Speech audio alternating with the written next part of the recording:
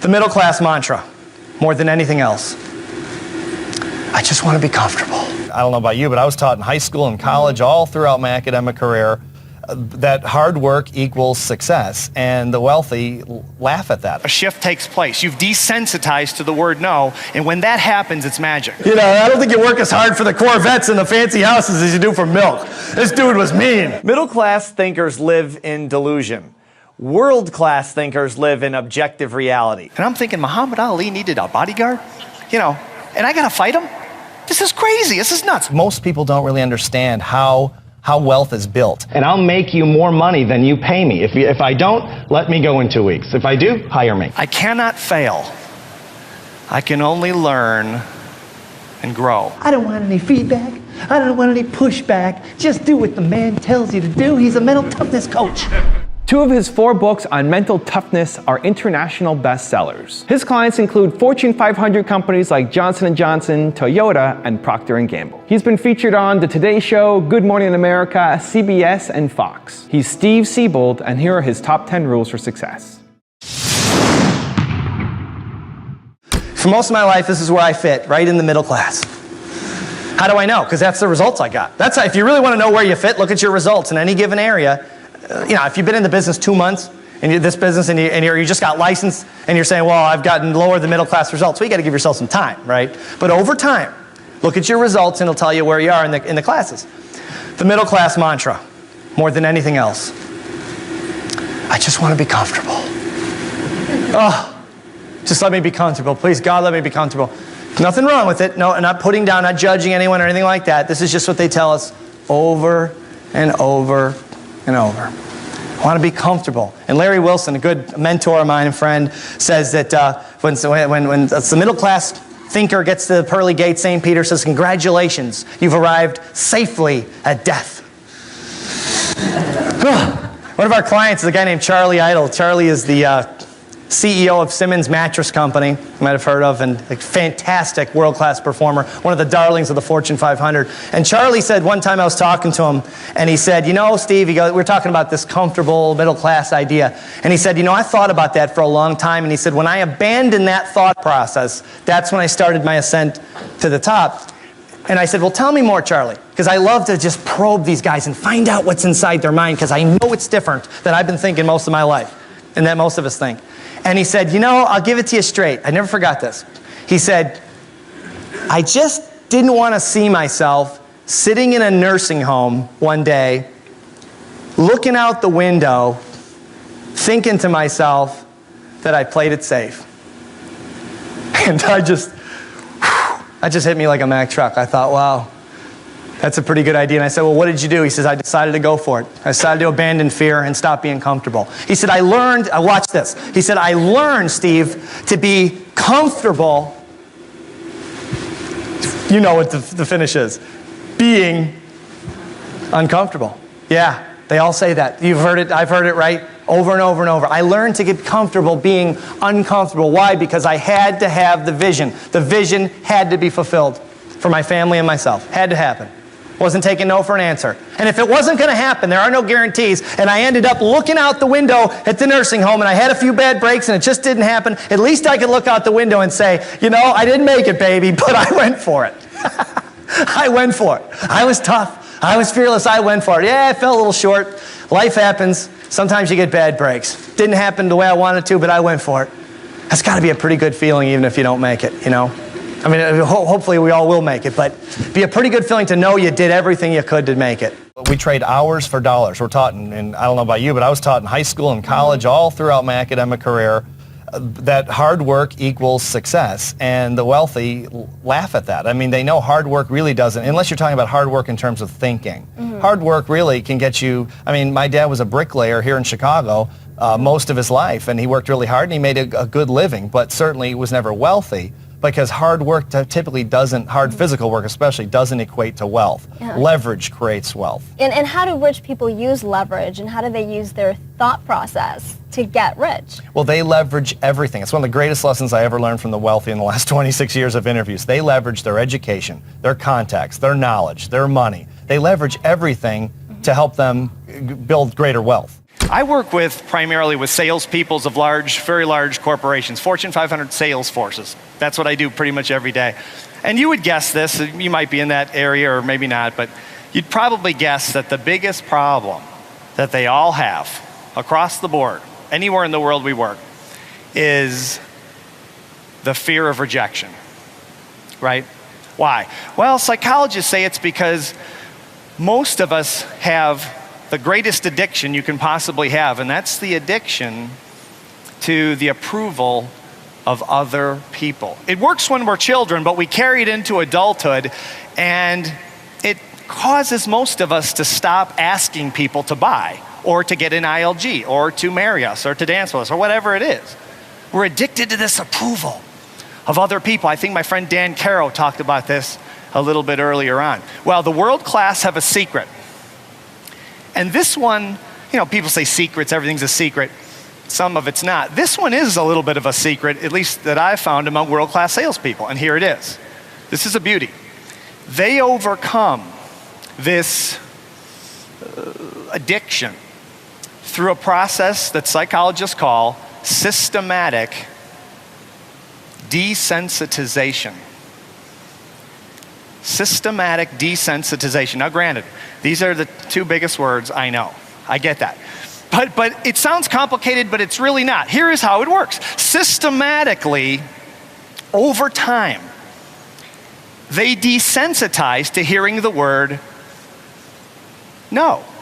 Yeah. See, at first you ask to buy. You ask someone to buy. You ask someone to get an ILG, whatever it is, and they say no, and you go, ooh, like Terry just talked about. Ooh, feeling the pain, emotional pain. But after you ask and you ask and you ask and you ask, psychologically, all of a sudden, a shift takes place. You've desensitized to the word no, and when that happens, it's magic.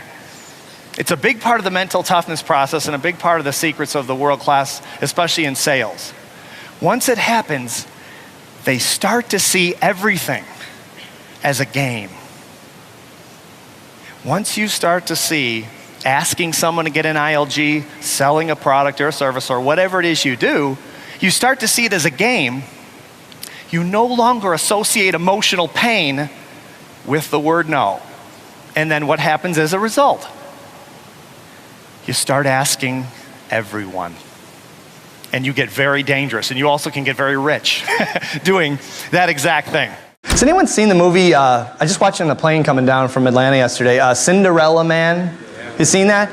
Did you see the clip? I thought it was really emotional, movie, don't you think? I'm on the plane, mental toughness guy. Jeez. Guys next to me go, what's wrong, pal? You want a Kleenex? Jeez, it was a tough movie. But the part I liked the most was makes this point just beautifully, and I had never seen it before. But when he's in the ring, I forget which fight it is, but when he's in the ring and he's supposed to lose, and he's losing, he's getting beat up by some big guy, and he sees his kids freezing in the depression and no food. You remember that? He sees it in his mind. And then he wins the fight because it drives him, because he's thinking, I got to fight to keep the lights on. And this is 1930s, right, during the Great Depression. My kids are starving, and I have no heat. And he's living in New Jersey. And he flashes, if you haven't seen the movie, he flashes this on his mind. He's in the ring. He's sitting there going ready to go back in. And he's sitting there, and he flashes this picture of his kids, and they're freezing. And this is the truth. This is what was happening. He couldn't afford to pay his light bill. His electric bill.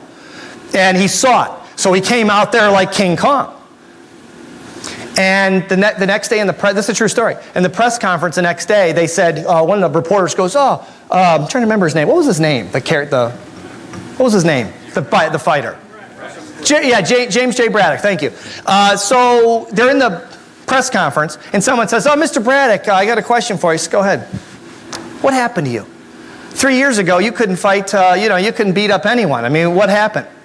And Braddock said, a mentally tough thing that all these world-class performers have. This is the golden secret of this process, you guys, I promise you. He said, now I know what I'm fighting for. And he said, what are you fighting for? And he said, milk. Silence in the room. Because a couple days before, he picked up the milk, they delivered the milk back then, right? And it had the overdue notice on the bottle. So it couldn't pay the milk. Kids can't have milk. I'm fighting for milk. You want to go up against the guy who's fighting for milk? I don't want to. That's a mean dude, man. I don't think you work as hard for the Corvettes and the fancy houses as you do for milk. This dude was mean. He wasn't taking no for an answer, and he didn't. It's a heck of a story. If you haven't seen it, Cinderella Man, it's a great movie. It's very moving emotionally. But that's what it is, I think. That's what I found anyway. Most people don't know why they're running in the house. So why should I fight? The enemy of the champion is delusion. Middle-class thinkers live in a state of mild delusion, especially when it comes to their careers. The average person believes they are far more competent at what they do for a living than they actually are. Many people believe they are overworked and underpaid, and this is rarely true. In a free market economy, we are normally getting paid very close to what we're worth. Employers aren't stupid. They're not going to pay $100,000 a year for a job that's only worth $75,000. If they did, they wouldn't be in business very long. Compensation is based on supply and demand, so if you're not getting paid what you believe you're worth, you're always free to lease your professional services to another organization. Here's my point, and this may be offensive to some of you, but remember that this is mental toughness, not Club Med, okay? Middle-class thinkers live in delusion. World-class thinkers live in objective reality. The world-class thinker knows that her compensation is directly related to the number or size of problems she is solving for an organization. If she wants to make more money, she asks for the opportunity to solve more problems or larger, more complex problems. And that's all there is to it. Champions take full responsibility for their results, and that includes the compensation they receive for the work they do. So the first step in the process of becoming a world-class performer and catapulting your compensation is to get into objective reality in regards to how much the services you perform are really worth. The secret is to remove all emotion from this thought process and see what you do for a living strictly from the eyes of the people who pay you to do it. The first critical thinking question to ask yourself is, how difficult would it be to replace you? The second question is, how much would it cost to replace you? And the final question is, what would you have to do to double your income in the next 12 to 24 months? Once you begin asking critical thinking questions like these, you've already started the process of differentiating yourself from your competition. And if you're not sure of the answers, schedule a short meeting with your boss. The downside of getting into objective reality is it can be painful to face the truth. The upside is you know exactly where you stand and precisely what you need to do to dramatically increase your pay. Talk to most middle-class thinkers and they'll swear to you that their company is paying them the least amount of money they have to. The truth is your employer would love to make you rich. They'll gladly pay you more money than you can spend if you can help them solve complex problems no one else can. Several years ago, I took up kickboxing. Great workout, lots of fun. So I'm in the kickboxing club one day, and the owner comes up to me. He says, "Steve, would you like me to set you up with a sparring partner so you'll have someone to practice with?" And I said, "Yeah, sure." So he introduces me to this guy named Big Jim. This guy is 6'4", 300 pounds, solid muscle. No kidding. He says, "Steve, not only is Big Jim the 3-time arm wrestling champion of the world, but he was Muhammad Ali's bodyguard back in the 70s. And I'm thinking, Muhammad Ali needed a bodyguard? And I gotta fight him? This is crazy, this is nuts. So I'm in the ring with this monster. I'm in the ring with him. This is like Hulk Hogan versus Pee Wee Herman. Not good. So I'm in the ring and I'm bouncing around doing my little thing I learned at the kickboxing club, right? Punching and kicking and he's not even swinging at me. He's just walking around. He's got this big chest like this. He's walking around like this, looking mean. And at one point he goes, "Go ahead. You can hit me as hard as you want." And I already was. So I'm bouncing around like this. And finally he starts to look like he's getting mad and his face got a little red and he goes, "Look, you got 3 seconds to give me your best shot. Like, we're on the street. You got 3 seconds or I'm knocking you out." Like, where's the owner? Where's the owner? Come back, help me. I didn't know what to do. What would you have done, right? So I'm bouncing around like this going, I'm gonna die. I don't know what to do. And finally I went, "Ayah!" And I punched this gorilla as hard as I could, right in the groin. Yeah, it was a good shot, too. He catches my fist in the palm of his giant hand. Now his face is beet red. The veins in his neck are bulging out. And I said, I'm dead, aren't I? And he said, you would be if we were on the street. And I was like, oh, thank God. He said, that was a really stupid move. What were you thinking? I said, you scared me. I'm a tennis player. You scared me. I didn't know what to do. And he says, Steve, look, think about it. I got at least 100 pounds on you. I've been fighting professionally for 30 years. He says, Steve, you're fighting a fight you can't win. The only way to win a fight you can't win is not to fight. You should have run out of the ring. I said, where were you 2 minutes ago when I needed you, you know? But I thought to myself, that is nonlinear thinking. And it never crossed my mind. It never crosses most people's minds because we're trained, as you know, to think linear, right in school. A, B, C, 1, 2, 3. Linear thinking. When we all know the big problems of the world are really solved with non-linear, big thinking. It's one of the great secrets of the world class I learned in 25 years of interviewing these people all over the world. Keep an open mind. Keep an open mind and be careful who you're associating with because most people don't understand how money works. Just the thinking about money works. And again, I didn't either. I'm not standing from, talking from an ivory tower. I didn't get it either. But most people don't really understand how wealth is built. And so start listening to wealthy people. Open your mind and start listening to wealthy people and associate with them through books, seminars, CDs, whatever you possibly can to get exposure to their consciousness. All right, so if you're stuck in the middle class role, how do you change your mindset to get into the world class role? Well, that's exactly what I did 26 years ago, and I started the process. I think first of all, you have to learn how rich people think and how it's very different than the average person. And after again all these interviews all over the world, it's like these two groups are living on different planets. I mean, they operate in a completely different mind space. Yeah. Well, and sometimes it seems like when you're struggling to make money, it seems like you're always struggling to make money. And you say that is just a repetitive behavior typical in the middle class, right? Sure. It's like right now, the unemployment is so high and people are thinking, I want a job, how can I get a job? But there are no jobs. The rich would think like a rich person instead. Now, the rich don't need jobs, but if they did need a job, I'll tell you exactly what they would do because I know so many of them.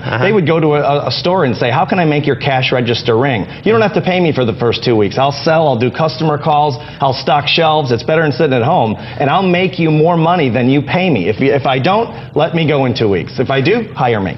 I cannot fail. I can only learn and grow. I cannot fail.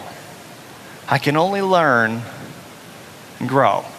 And I got that one from our fellow ILG faculty member, Superman himself, Larry Wilson. I interviewed Larry many years ago, and he said, Steve, there really is no failure. He said, it's all a stepping stone to the next level. I didn't get it at the time. I get it now, I think. I get it. I got a call from a company on Wall Street.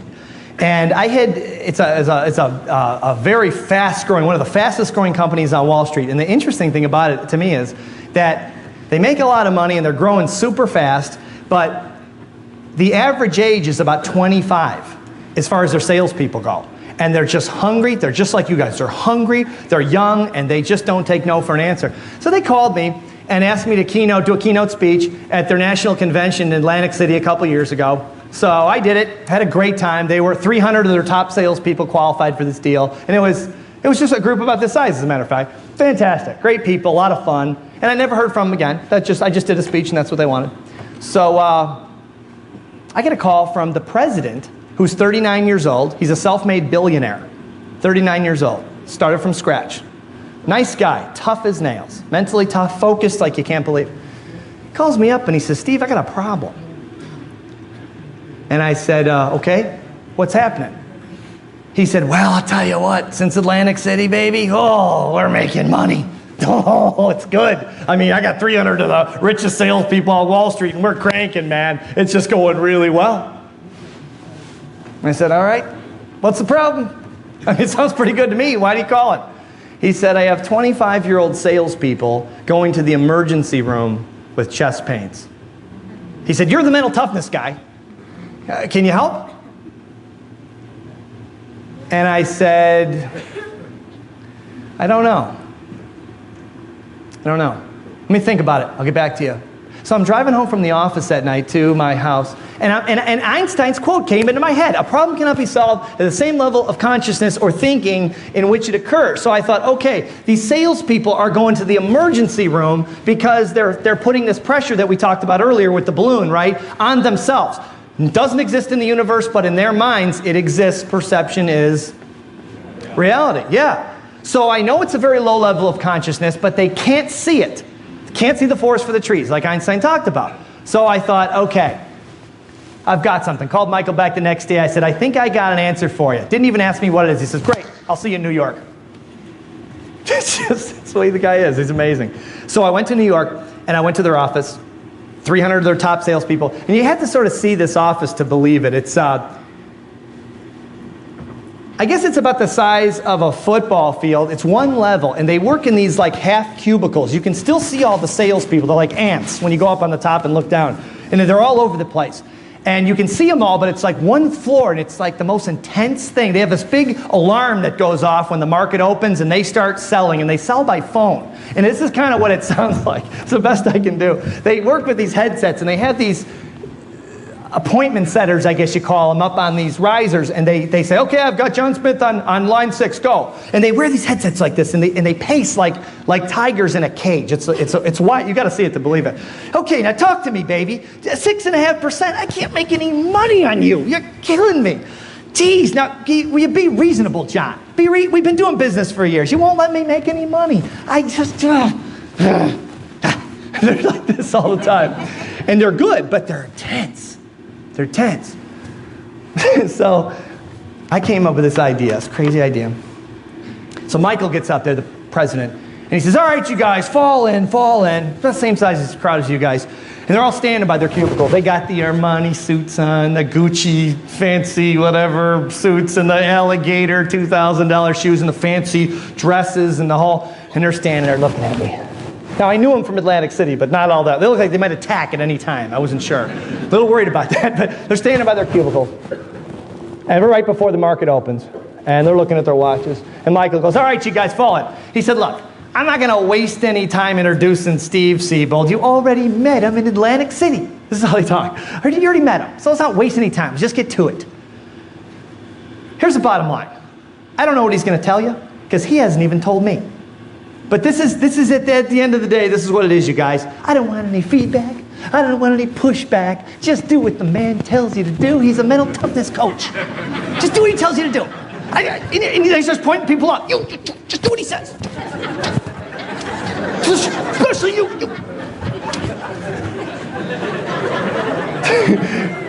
And then he goes, all right, Steve, you're on. I'm like, great intro. Yeah. Thank you. Wow. Came all the way from Florida for this. So I got up there, and they're all looking at me pretty mean and everything. You ever see the movie Wall Street? Michael Douglas, Gordon, this is 300 Gordon geckos. Nice people, they're really nice, but they're tough as nails. So I was like before, I said that, these guys eat their young, same kind of thing. So I walk up, and they're all looking at me real seriously, and I said, okay, guys. I said, well, let me first of all congratulate you on your success. Wow. Whew, since I seen you in Atlantic City, just great things. Congratulations. I'm not going to change anything you're doing in sales, because obviously you're doing it darn well. Great job. I'm just going to add a couple of things today, and then I'm going to let you sell and do just what you do every day. You're not going to change a thing. Just a couple additions. So if you'll reach under your desk, you'll see one of these moose head masks. Just seen him looking at me. I had to keep a straight face, or I can't laugh. So it's the whole thing. So if you reach under there and get the moose head mask, and I said, and I've had these custom made on the West Coast, and they go right over your headphones. I said, so just go ahead and put the moose head mask on over these are Wall Street killers. Put it over your headset, and then it's got the little Velcro straps, which are very convenient for this. So put them on there, put the Velcro on. And then you just see him looking. I had to keep a straight face all the time. So I'm like, okay. And I'm wanting to laugh, but I can't laugh. So I said, now once you, they're all putting it on.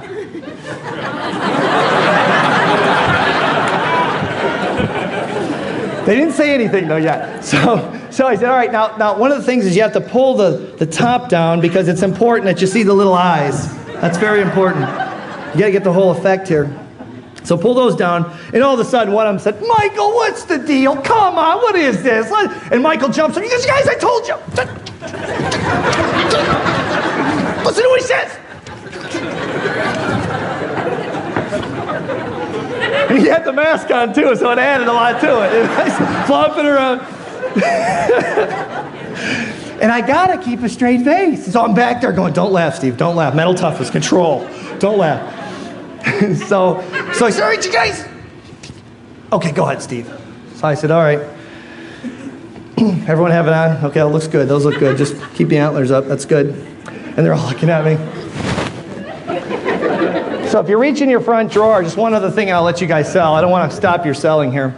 There's one of these clown noses. And it's a one size fits all, which is convenient. So just put the nose on. Keep your ears up. You gotta keep the ears up. You gotta have that. So, and that's it. They're all looking at me. I can't laugh. So I said, that's it. Just do what you do all day long. Don't change a thing. All you have to do is just keep the antlers on and the nose. We'll debrief at 4 o'clock when the market closes, and we'll go from there. Good luck. Go sell something. And you guys, without even missing a beat, get John Smith on line 2. Let's go. They forgot all about it. Okay, now come on. Can we do some business here today? Because you're killing me, man. I mean, I don't know why I came into work. I can't make any money on you. Jeez. And all of a sudden they'd look out and they'd see the antlers going across the office. And they just break out laughing and be like, I'm sorry. No, I'm not laughing at you, John. I'll call you back. I'll call you back. I'm sorry. I'm not laughing at you. This went on for 8 solid hours. It was one of the funniest things I should have brought these guys, the film crew, with me. I didn't film it, but I should have. Can you imagine? I could have sold it on television. It had been the new reality show. Wall Street, the reality, or something like that. So at the end of the day, we did the debrief. They went through the whole day with it, and they kept it on. They did exactly what I asked them to do. At the end of the day, we had them up here, and they were standing. I said, all right, you guys, great job today. What did you learn? Remember, young group, all under 40 years old salespeople, most of them in their 20s. And like some of the people here, as a matter of fact. So little guy in the back of the room, maybe 21, 22 years old, raising his hand like this. I said, go ahead. And he said, I got it. I got it. Message received. I said, okay, what'd you get? He said, we gotta lighten up. We gotta lighten up. I mean, yeah, we're all making all this money, and this is all fantastic, and we're living our dream, and hey, great. It's not worth dying in the process for. Let's lighten up and still be successful and not die, not go to the hospital with chest pains. It's not worth it. Let's remember to lighten up. Message received, thank you. And I said, there it is. That's the end of it. Debrief over. I said, so here's what I want you to do as you go forward. Just take this mask. Don't change anything you're doing, obviously, with your selling. But take this mask and put it on the corner. We just lost South America down here. Got a little problem down there in Brazil. I don't know what's happening. You never know what's going to happen when you're on stage. I'm telling you, you just got to be prepared for everything.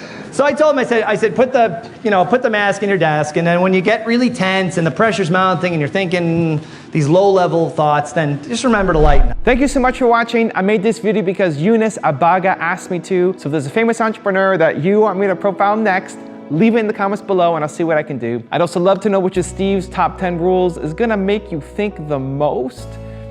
What thoughts are coming after watching some of those clips? I'd really love to know. Leave in the comments below and I'll join the discussion. Thank you so much for watching. Continue to believe, and I'll see you soon.